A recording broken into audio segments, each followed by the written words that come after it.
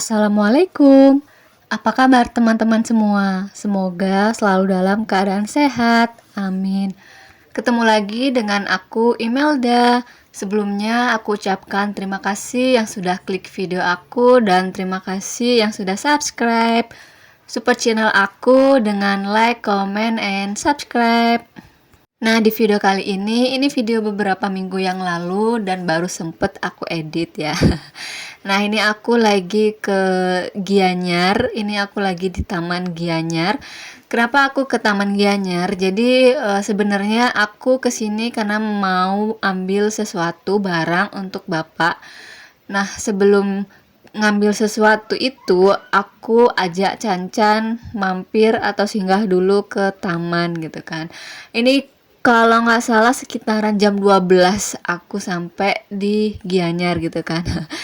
Kurang lebih kalau misalnya perjalanan dari rumah ke Gianyar 30 menit sampai 1 jaman kalau itu macet gitu ya. Kebetulan kemarin waktu aku jalan ke sini itu macet. Jadi ya jadinya siang gitu nyampe ke Gianyarnya. Lumayan sangat panas gitu. Tapi ya udahlah ya, nggak apa-apa.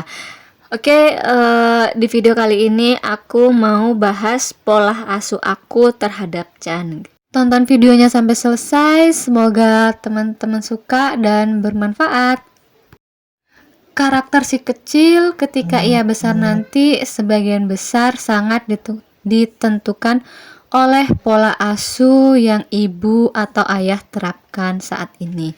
Nah, pola asuh yang aku terapin ke Chan yaitu pola asuh demokratif, di mana aku memberikan Chan agar menjadi mandiri. Namun di saat bersamaan juga menerapkan batasan-batasan sesuai standar kelayakan lingkungan. Menerapkan aturan disiplin yang sewajarnya, lebih mendahulukan dialog daripada menghukum ketika Chan melakukan kesalahan.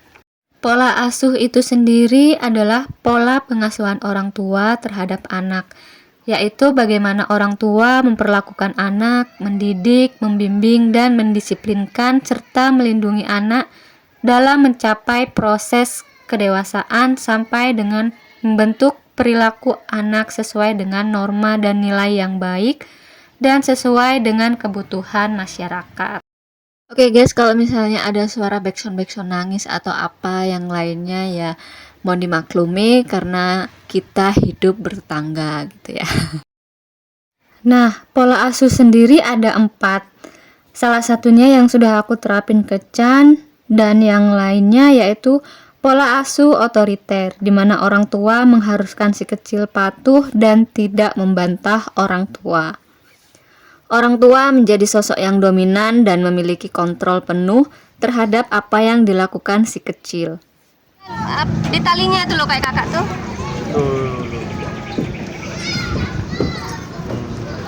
Yuk, terus pegangan di sini. Ya. Oh, lihat bawah, lihat bawah. Dilihat talinya. Gitu lihat bawah. Jangan lewat lihat bawah. Gimana kamu?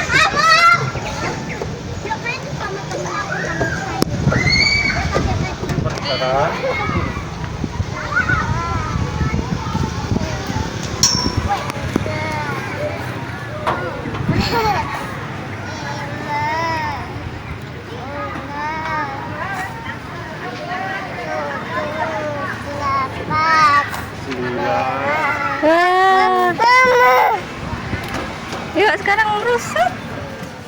Nah, ini lanjut sama Cancan yang lagi main di taman ya.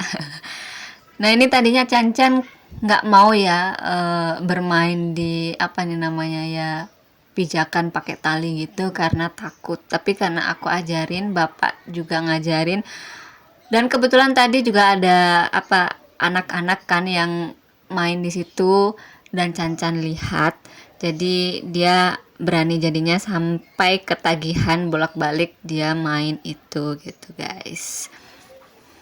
Lanjut ke pola asuh yang ketiga. Yang ketiga pola asuh permisif dan yang keempat pola asuh mengabaikan. Oke, pola pengasuhan orang tua terhadap anak dapat mempengaruhi pertumbuhan dan perkembangan anak. karena pola pengasuhan menunjukkan cara orang tua memperhatikan keinginan seorang anak. Dampak yang terjadi pada anak jika pola asuh dalam keluarga kurang baik. Salah pemilihan pola asuh nyatanya dapat membuat beberapa dampak pada anak, seperti tidak dapat membuat keputusan, kurang pintar dalam membangun hubungan sosial, gangguan pada perkembangan fisik, memiliki emosi yang kurang stabil, hingga lebih sering membangkang orang tua. Dan setiap orang tua pastinya menyayangi anaknya, dan masing-masing memiliki cara mendidik anak yang berbeda. Bagaimana cara mendidik anak yang baik dan benar agar si kecil tumbuh pribadi yang tanggung jawab? Anak merupakan cerminan dari orang tuanya. Selain adanya kemiripan sifat, perilaku, pola pikir yang diturunkan dari orang tua, bagaimana ayah dan ibu bersikap sehari-hari juga ikut memengaruhi kepribadian si kecil.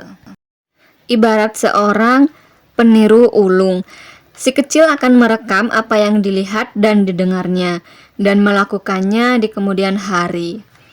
Itu sebabnya penting bagi orang tua untuk selalu memberikan teladan kepada anak. Dan ini Cancan lagi asik main, aku dan bapak lagi neduh karena memang benar-benar panas banget guys.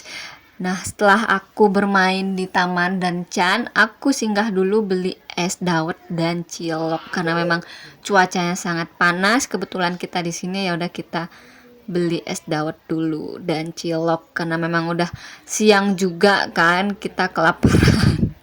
Itu tadi Cancan beli permen dot di taman. Dan beberapa hal yang aku terapkan atau contohkan atau aku sebagai orang tua memberikan teladan kepada Chan. Yang pertama, ucapkan tolong, maaf, dan terima kasih. Ya, 3 kata sederhana itu memiliki dampak yang luar biasa ketika diucapkan.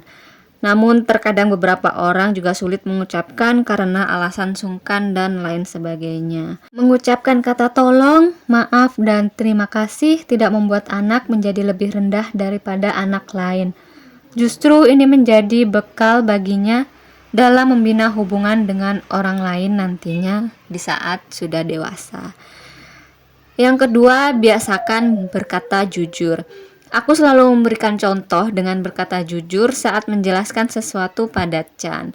Misalnya ketika Chan bertanya atau sedang meminta sesuatu kepadaku, terus aku nggak kasih gitu kan, dengan alasan yang jelas juga, yang jujur juga gitu kan. Misalnya dia minta mainan nih, aku nggak kasih ke Chan dengan alasan Chan mainannya kan masih banyak, atau enggak misalnya mainan yang mau dibeli Chan tuh sama yang sudah kita punya di rumah gitu kan. Jadi Chan oke ma, iya ma gitu kan. Nah, itu sangat membantu aku dan memang itu benar-benar harus diterapkan sedini mungkin ya. Selama ini aku ngajak Chan ke supermarket atau jalan-jalan kemanapun, kalau misalnya ada jual apa, ada mainan dan lain sebagainya, kalau misalnya aku kasih tahu enggak Chan, soalnya ini dengan alasan ini itu, aku jelaskan, dia nggak nangis, dia nggak dia nggak membantah atau apa, dia jawab oke ma gitu. Yang ketiga, suka memberi. Nah, kalau yang suka memberi ini aku biasanya contohkan kalau misalnya bayar parkir gitu kan ke Chan. Jadi aku yang suruh Chan bayar parkir, uangnya juga dari aku pastinya ya. Dia yang kasih ke tukang parkirnya gitu. Yang keempat, mentaati peraturan. Peraturan mungkin masih terasa abstrak dan tak nyata, namun harus diperkenalkan pada peraturan sejak dini. Yang kelima, mengenalkan Chan dengan konsekuensinya. Setiap pilihan pasti ada konsekuensinya. Perbuatan yang baik akan menimbulkan hal yang baik. Sejak kecil anak sudah harus memahami konsekuensi dari apa yang mereka pilih. Ya, aku selalu kasih tahu juga sama Chan gitu kan. Misalnya contohnya membuang sampah harus pada tempatnya, dan aku kasih penjelasan kalau misalnya Chan nggak buang sampah di tempatnya, apa yang akan terjadi. Jadi itu sebuah konsekuensinya gitu guys. Nah ini aku dari tadi udah ngoceh-ngoceh. Ya maaf ya guys, ini video lanjutan dari hari berikutnya setelah aku ke taman ya. Nah ini aku rela balik kantor untuk ambil makanan ini. Nah makanan ini apa? Ini makanan jadi, makanan frozen gitu, dari produk kakak aku yaitu Zaira Kitchen. Ini tuh produk olahan bahan udang, utamanya udang gitu kan. Ada sih beberapa yang dicampurin dengan ayam juga. Nah, kenapa aku balik kantornya malam-malam? Karena aku sendiri lupa kalau misalnya aku ada order ini ke kakakku, dan setelah aku nyampe rumah di jam 6-an setelah pulang kerja itu, kakakku ada WA, ada info gitu kan. Udah nyampe paketnya. Hah, paket apa gitu kan. Oh iya, jadinya aku lupa gitu kan. Soalnya biasanya tuh dihubungi gitu kan sama kurirnya, dan kurirnya juga udah beberapa kali ngirim ke kantor aku, dan itu pun tahu gitu kan kalau misalnya kantor aku sampai jam 5 aja. Ternyata kurir yang biasa nganter paket ini itu lagi cuti guys. Jadinya tuh ini dengan orang yang berbeda, dia nggak tahu. Kemudian aku karena ini makanan frozen ya, kalau misalnya kelamaan takutnya rusak. Ini aku pakai ekspedisi yang 1 hari nyampe. Jadi aku coba komplainkan atau telepon ke pihak ekspedisi apakah ada barang aku ini atau enggak. Dan ternyata ada, jadinya mau nggak mau aku harus balik ke kantor karena alamat yang aku pakai adalah alamat kantor. Gitu guys. Nah, hal lain yang aku teladankan atau ngasih contoh ke Chan yaitu mengenalkan Chan terhadap sikap adil ya. Jadi kita harus adil kepada seseorang gitu kan. Kalau misalnya aku beri contohnya sih dengan kasih sayang ya, atau dengan cium pipi atau dengan peluk gitu kan. Aku selalu ajarkan Chan untuk setiap harinya itu kasih pelukan ataupun ciuman ke aku, dengan aku awali dengan cium atau peluk bapak dulu gitu kan. Nah nantinya dia akan terbiasa dengan kebiasaan itu sendiri gitu guys. Jadi dia adil cium aku, kemudian cium bapak, atau kemudian cium bareng-bareng gitu guys. Nah yang terakhir itu bermain bersama. Mengajak Chan bermain bersama. Dengan begini, aku dan Chan dan juga Bapak melakukan aktivitas yang saling mendukung. Ini tadi aku udah bongkar paketnya, itu ada empek-empek udang, ada tahu wale udang, ada somai ayam plus udang, dan juga aku dibawain atau dikasih bonus gitu ya, tahu kukus udang dan juga udang yang masih fresh gitu guys. Karena aku sebenarnya memang minta atau beli udang juga ya, cuman stoknya nggak ada udangnya, udah habis katanya. Nah ini aku selingin juga dengan cuci piring. Tadi itu aku juga goreng pempeknya karena ada yang kebuka kemasannya, jadi nggak masalah ya, kita bisa langsung goreng gitu. Jadi saat kita ingin menjadikan si kecil pribadi yang memiliki kepandaian sejak usia dini, kita bukan sekedar mengajarkan pada mereka berbagai macam ilmu sejak dini. Jadi kita sebagai orang tua dapat menjadikan contoh dalam berbagai hal baik yang ingin kita tanamkan pada anak kita. Mengajar bukan menghajar. Maksudnya adalah terus memberikan anak pelajaran tentang hal-hal apa saja yang baik dan tidak baik untuknya, bukan malah menghajarnya secara fisik karena tidak mau menurutin orang tuanya. Wajar jika di usia balita anak terus bereksplorasi dan semakin sulit untuk diatur. Meski kadang membuat kesal karena kenakalan atau tingkahnya, namun perhatikan untuk tidak melukai perasaan dan fisik anak karena rasa amarah.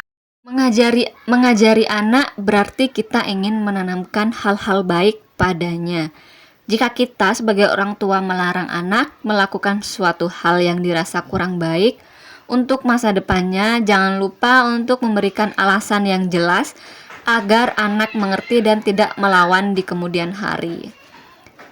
Mendidik anak harus dengan rasa cinta. Anak di bawah 5 tahun seperti Chan sekarang, dia umurnya 3,5, merupakan fase emas mereka untuk selalu belajar dan ingin tahu terhadap sesuatu yang membuatnya tertarik. Melarang atau bahkan menakuti anak di usia ini justru bisa berdampak buruk di kemudian hari. Dengan selalu menanamkan cinta dan kasih sayang dalam memberikan pengasuhan dan didikan kepada anak, arahkan dan biarkan anak berkembang sesuai dengan ketertarikannya. Selalu dampingi anak, meski disibukkan dengan pekerjaan, namun jangan sampai melewatkan waktu perkembangan anak.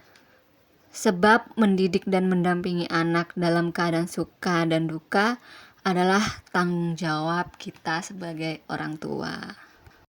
Nah, ini aku sudah selesai goreng empek-empeknya, dan itu tadi kita campur dengan basreng ya. Basreng dimana itu adalah merupakan makanan enak gitu kan ya, pedas-pedas renyah gitu. Nah, ini aku udah coba makan basreng dicampur dengan empek-empek, dengan nasi goreng atau dengan yang lainnya, itu memang mantul guys. Nah, ini itu basreng produk jualan aku gitu guys. Jadi siapa tahu ada yang mau beli, bisa dikontak di nanti aku taruh kontaknya di description box. Oke guys, sekian dulu video kali ini. Semoga teman-teman suka dan bermanfaat. Assalamualaikum, bye bye.